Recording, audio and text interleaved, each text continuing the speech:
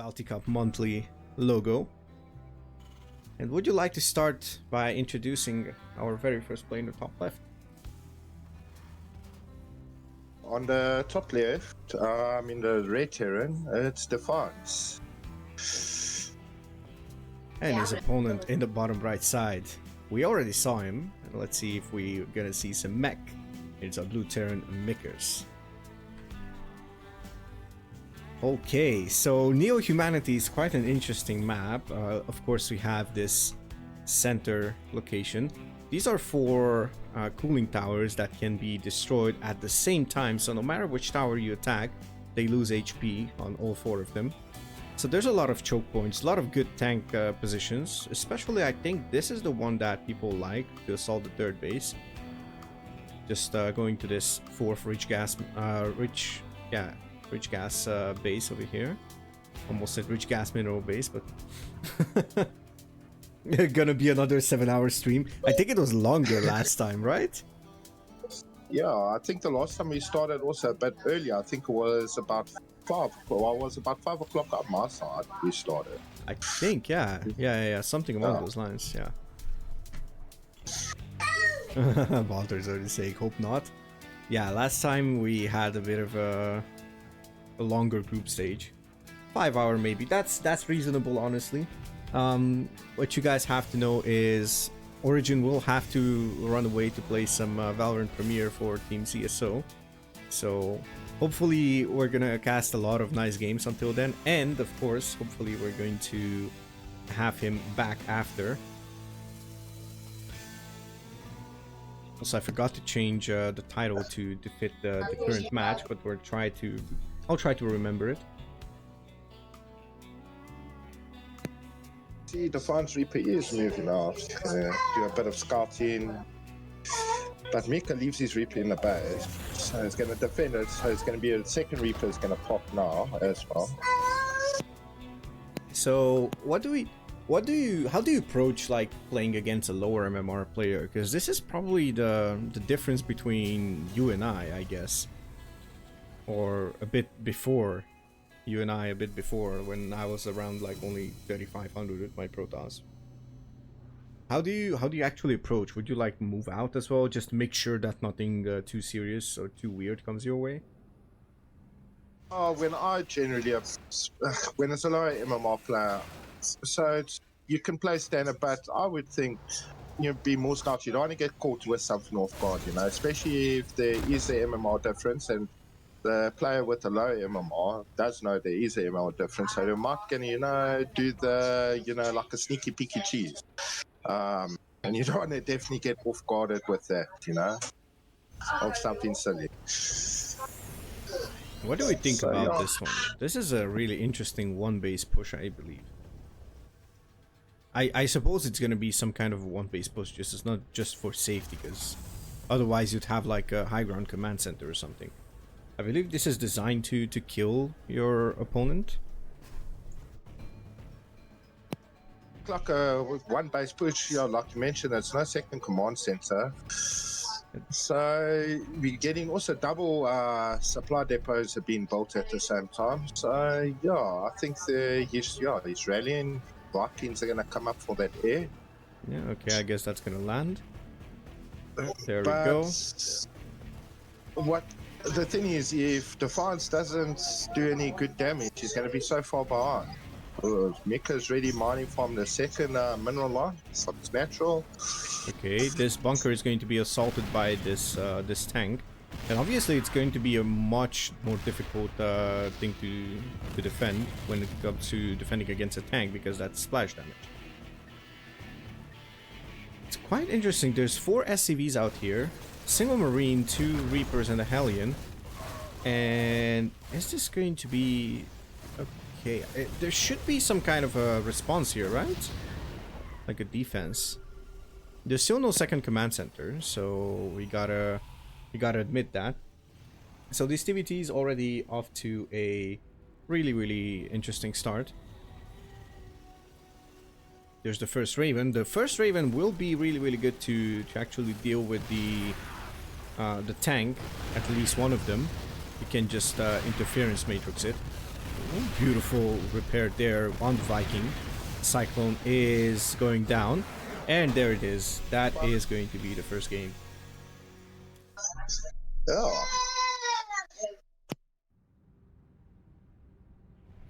Okay, I think this was a really fast and swift attack, so I'm actually quite happy how this turned out. The interesting thing is basically Defiance, who was the higher MMR player, actually cheesed, so it's quite interesting. Also, I'm going to invite you to a party. Okay, and the lobby as well. And before I forget, let's say Defiance, Terran versus Mike6rs, also Terran. Okay, and that's nice. Change the title as well. And hopefully I'll not forget to change the... So stop the recording and restart it when the next match starts. Actually, not gonna stop it. I'm just gonna pause it.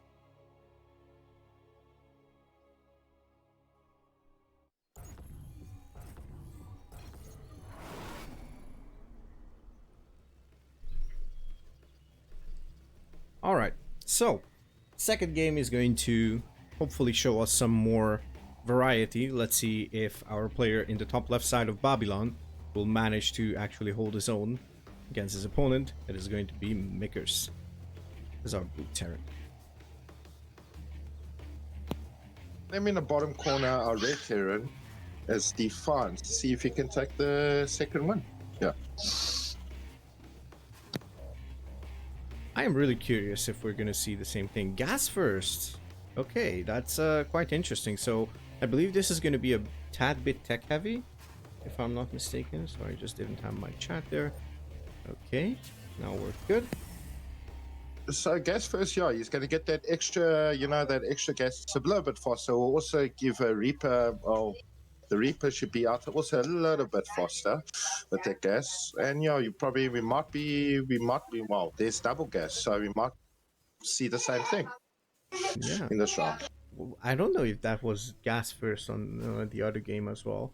Double gas is like the standard in TvT, but like gas first, it's quite interesting. Fun fact, for some reason, I thought gas first was the thing in TvZ. I don't know why. I just don't know why. In the meantime, we have this SCV coming in to scout something, and there's a nice block off here by Mike6rs. Defiance is going to go home. Honestly, I wouldn't have minded to just go up and see if this is like more than one barracks or something like that. I know it's not a too high of a probability, but still, it would be really nice that there's more scouting, you know. I can agree there with you, MAUZY. No, I took a nice sip of my coffee. But there is, as you can see, the Defiance's factory is going to finish a tad bit faster than Mike6rs, sorry. Mike6rs, I guess. That's how Rumbus called him, so that's why I call him Mike6rs. But there is an expansion from Defiance side already, going down in a natural. Hey, that's interesting. Mike6rs is going to starport. And we have no starport this time on the side of Defiance. Pulled out 2 workers off of gas. Actually, oh, never mind. Pulls back into gas. I guess that's going to go for... No, actually, that's a lot of gas. Look at how much gas Defiance has. 250 gas. Will this be continued Reaper production? That's my question. Are we stopping at 3, or we go up to 5, or even crazier, like 7, something along those lines? To be honest, I guess Reapers fall off quite fast, right? The Reaper Hellion is like paper composition. Look at that. That's gonna be 5-5-3.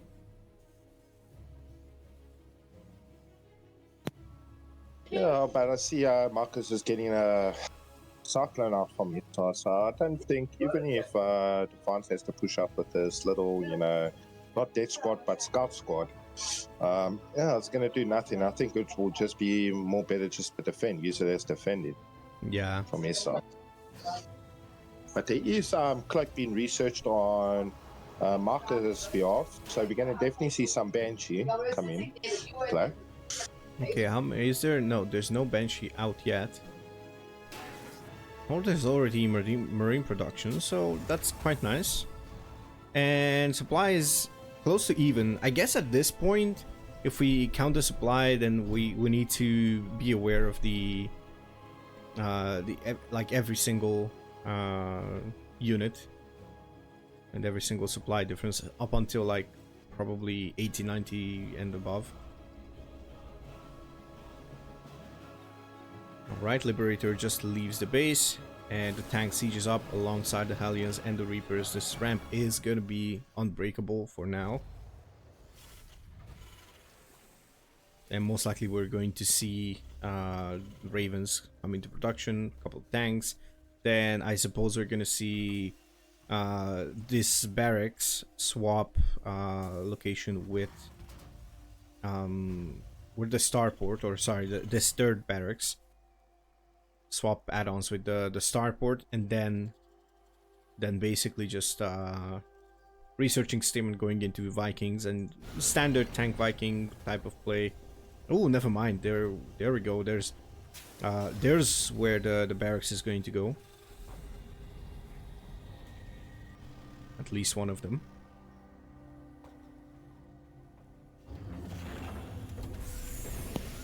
I'm moving out. So it looks like the front stats scout the Banshees. So yeah, that's yeah, he's positions his Marines for the defense, and the Raven is there for the cloak. Wait, Defiance never... Did he scout the Banshee as like the unit itself? Ooh, that's a nice jump in here. Ooh, now the Reaper battle. Oh my god, that's a lot. 13. Actually, Defiance is just sacrificing this whole thing. And there's a Liberator as well, just doing some amazing damage. 15 workers down is Micker. Viking is going to deal with this Liberator. The Legacy has arrived. I cannot even read, but it's fine. And for some reason that also rhymes. That too.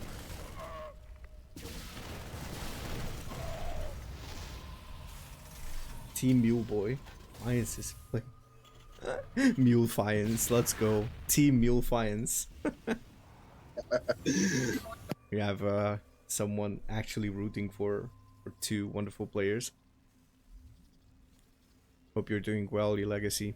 Haven't seen you in a long time. I think last time was when we spoke about Clan War stuff.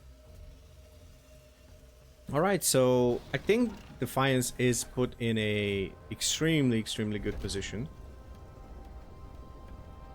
A lot of add-on switches, so air units are quite delayed here. There's only a single Raven from that Tech Lab starport earlier, so there's no Vikings. How do we do on the Viking count? There's only 2 on the side of Mika. So it's quite interesting. I would have loved to see Mika just go for something really aggressive. There we whoa, there's also Liberator being put up there. And he has close to no information on what's going on the side of Defiance. But also Defiance has no idea about what Mika is doing. Somebody has the Artosis, sorry, the Tastosis casting duo.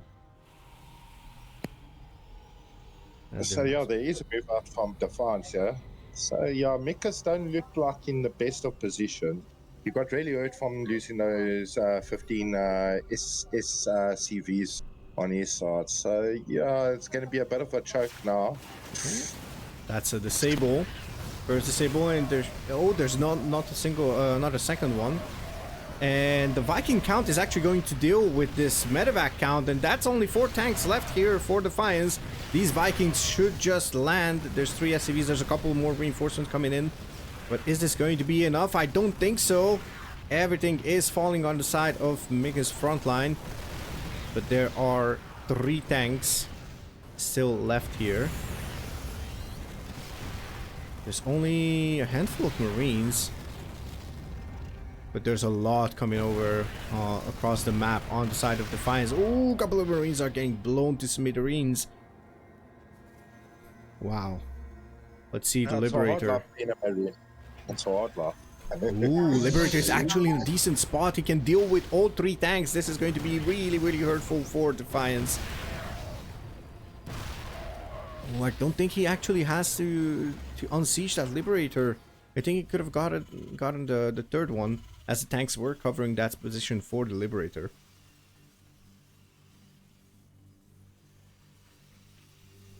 I'm doing great, Legacy. Thank you very much for asking.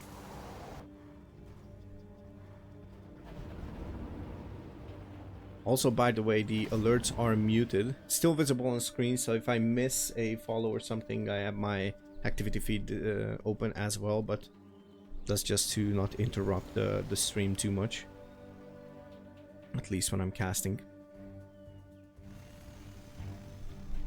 But of course we have all the chats, sorry, the channel point sounds and everything. I need to find some new ones as well. Oh, but let's see. The siege up with the Liberator is just gonna get rid of the tanks, and this is all of a sudden looking like MAUZY's having a chance here. And there is a Tor on the map. Oh, but there is a Doom drop. Actually, no, it's only a double medevac drop on onto the main base of MAUZY's. And that's another 11 workers. That's only 16 workers left for MAUZY's. And MAUZY's is AFKing on the front line. Tor is going to go down. And let's see if this is going to be enough. He's trying to float away the command center. Medevac is being assaulted by that missile turret. And let's see if MAUZY's can actually do something about this. Oh, this command center is most likely going to burn down. 10 workers left, and GG is the call. Ooh, and that is going to be Defiance advancing.